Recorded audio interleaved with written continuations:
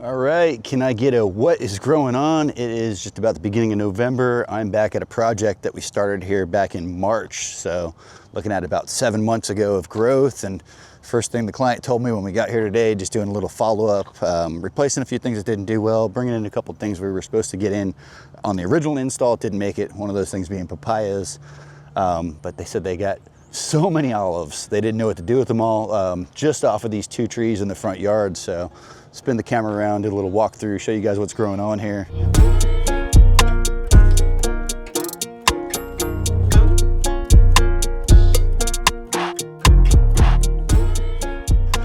So those Arbequina olives have pumped out, and I have other clients that have harvested these, not always, that people are willing to go through the work of brining and harvesting these olives. And waiting to actually, 6 months to do them properly, but they said they're still waiting. They haven't tried the olives yet. I have other clients that have brined and tried them within 2 weeks, told me they're excellent. So they're only gonna probably get better with age, but that's one of the bad boys right there. Bed holding up really well. Curbing still in place. And this project is in Clearwater, Florida. For those wondering, very close to US Highway 19, kind of just on the east side.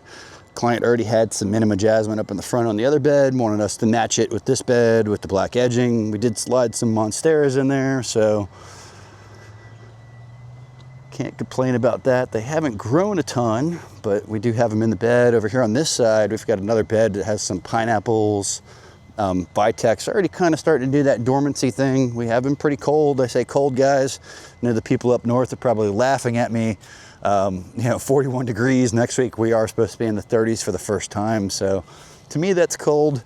With the higher level of humidity, it does tend to go to the bones. Florida does get nippy. We do get a little bit of a winter. Those are some really sad looking citrus. Don't look like they made it. Up here in the front yard, something we've noticed in the back also is the Japodicabas have a little bit of these brown tips going on. That can be very common with the Jabos.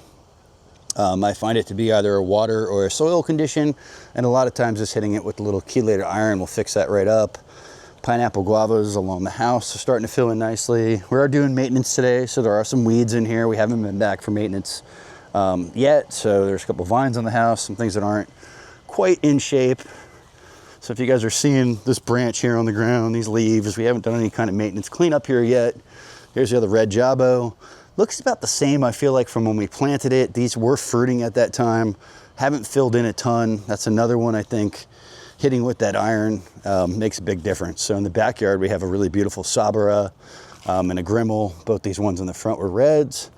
And I'll take you into the back. Clients purchased this place with the existing wall of bamboo. It's Calusia here up against the house. This is some graceful. We did trim this on the original install, and it's probably time for a little haircut again, but what a beautiful feature. Be out in your pool area. You don't even know you have a 2-story house over here with the pool, neighbors. That's what's so nice about the bamboo, the screening. And this isn't for every application, but this is a little bit of a bigger residential lot. This isn't a very small lot. I think it fits here greatly. Obviously needs to be trimmed once or twice a year, but fills in really, really nice. I love that soft feeling of the bamboo. So enough about the bamboo. Let's show you guys what's growing on out in the backyard. Little glimpse of the pool area. Like I said, these olives didn't do much this year. Caliandra was killing it. When I came by earlier, I noticed some bees on here. Oh, I see you guys in there working. There's 3 of them on that one flower. Ooh, a wasp in there working. Okay. All right, let's go in the backyard. So this is new. We didn't do this. The little putting green wasn't here when we came in last because we had to redo a lot of the valves and get into the irrigation here. But this is the backyard. Prior to us coming for the installation, clients here had a little bit of a water issue. Belly in the backyard, low spot in the back. So we'll talk about what we did over there, hopefully to resolve that. Did not really get to test that this year. Big old money tree was already here. We moved it over to this area, starfruit. It is flowering right now, looks really happy. Hasn't given us too much fruit yet. We do worry about things planted within close relation to bamboo and roots. You have to be careful with that. It can kind of choke things out, even though these are clumping varieties. Those roots could potentially go all the way to that cage over there. Shampoo ginger, awapui ginger, already starting to go dormant. It's that time of year. Biggest thing that's suffering here, and we've noticed some aphids on and some pest issues, is the citrus. And that's definitely a risky one to begin with. There are some new varieties we could potentially play with. We want to try some more citrus. But citrus is just tough in general down here with all of our pest and disease problems. So we might try some finger limes, which seem to be a little bit more resistant, or some of these new patented varieties. We've got some regular coffee here. That's the Arabica. We've got some native coffee here in the back. That's all done really well.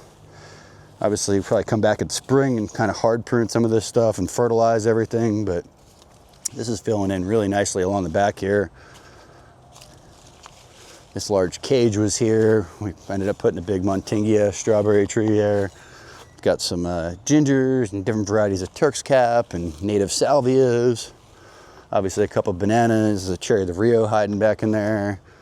Little katuk. Got a loquat. Got a passion vine starting over here at the end on the fence where Mr. Ryan's at. Turmeric starting to go dormant. It's that time of year, guys. This stuff's gonna start going to sleep. Persimmons, peaches, mulberries, everything's losing its leaves. Hey, what's growing on back in there, dude? What's growing on? Got plants? Got plants? Oh, there's some more of our pretty epic soil in here, huh? Oh, man. They are growing some soil. Massacred a bunch of worms. Worms? Cutting them in half? Yeah. What? Oh, man. I gave him warning. All right, you told them to get out of here before you started digging, huh? So we originally had some tick seed over here. There's one plant left, didn't do too well in the dappled light. We find the salvias do better in this area. Trying something else. Here's another one of those jaboticabas I was talking about. Same thing, we're getting a little bit of that brown tip, brown leaf problem that we had going on in the front yard. And got a passion vine off for the races. Maybe only made it about 15, 20 feet so far. Some more turmeric's going to sleep. But got a salad bar back here now. All these togan spinaches doing really well. Need to probably be kit packed. They're getting kind of lanky, huh? Everybody's grown well though. Those things were a foot tall when we put them in. Yeah, what, 7 months? 7 months of growth. Yeah, guys, this is a giant hill, and basically this whole corner over here, this is the area we're promoting the water to go. Took all that material out of there, put it onto this back berm, trying to get it high and dry. They said in hurricane time of year, rainy time of year, this would all hold water. Our goal being that we have wet species down in here now. And we also put a drain in, a 4-inch hard pipe that runs all the way to the house. That runs all the way to this back bed from that center. So we have a pickup that will drop into this bed if we do have a super heavy rain event and it gets stuck in the backyard. But there's sapodilla back in here, there's coconut, elderberry along the fence, 2 ademoyas, a bunch of canna lilies. Second unsuccessful plant that didn't do very well. We expected it to do good in this zone. Would have been bacopa. Couple of different reasons maybe why it didn't do good, but that looks like there's also a pest potentially affecting it. Our taro malanga has just gone to sleep. I was just stripping this mulberry, talking about getting it to fruit a couple more times a year by pulling off the leaves, pruning it. I've said that a couple of times. Probably should make a video specifically on it. This is that Tice giant leaf variety. So lemongrass fill doing really good. But this is something else we noticed in a couple of spots around here. We ended up putting this giant swale in, trying to let the water come through here. But anything that's close to the bamboo seems to be a little bit on the smaller side. So closest elderberry, barely 1.5 feet, 2 foot, 3 foot, 3 and wider, 4 foot. So definitely noticing a difference with anything within close relation to the roots of the bamboo. Struggling a little bit, wondering how this mango is going to be affected, and I'll show you this pineapple guava on the other side. All right, so coming down this north side of the property line, all this graceful bamboo. First thing I noticed, and they have irrigation, they're watering a couple times a week from over in that spot. I was like, wow, why is that pineapple guava struggling so bad? You can see the leaves are drooping, and as we go down, they're a little healthier. This one's a darker green, doesn't have any droop to it. But I can tell you, when I put my fingers down into that mulch, it is like just a thick mat of roots, which this bamboo is probably not getting a ton of water from its current irrigation. We've got water over here, and it's coming over here and just kind of sucking this area dry, making these guys struggle a little bit. So or making the one struggle the most, which is in closest to the bamboo. So kind of interesting. That bougainvillea was here. We pruned it up a little bit. The montingia is new, but cool little backyard project. I really feel like that curbing set it off a good bit. Haven't got to test out the water problems here yet, see if it's gonna have an issue. Maybe next year, if we have a little more water, we'll find out and see how it does. But for the most part, things have been thriving. We plan on coming back in here in spring, hard pruning, fertilizing, giving everything a little bit more nutrients, probably bringing some grasses in over here, and a few other elements we already talked about touching up and changing. So cool little project in Clearwater. Look at that curbing, look at that longevity spinach, Okinawan spinach, Chisu spinach. This was supposed to be a bit of a salad bar. I got a moringa there. We're adding a curry in the back. There's a pomegranate. Sweet almond is huge, ready to be cut back. But everything is pumping here, so not bad for 7 months. All right, guys, I hope you enjoyed this Clearwater follow-up. This one's kind of close to home for me. My first favorite thing to do is rip out your backyard, rip out your grass, make you less of a grass hole. My second favorite thing to do is to show up and see these projects thriving, doing well. The client had to bring nobody else in to help with the maintenance here, pruning, weeding, or anything like that yet. They've kept up with all of that on their own, which is exciting. Obviously, like I said, they've harvested a ton of olives. They've got a bunch of other perennial vegetables out of the backyard. Definitely gonna come back here and make another video in spring. I hope you guys enjoyed this follow-up. I hope you're ripping that backyard grass out, get that stuff out of here. Most importantly, start a garden. It's almost 2026, pound some dirt.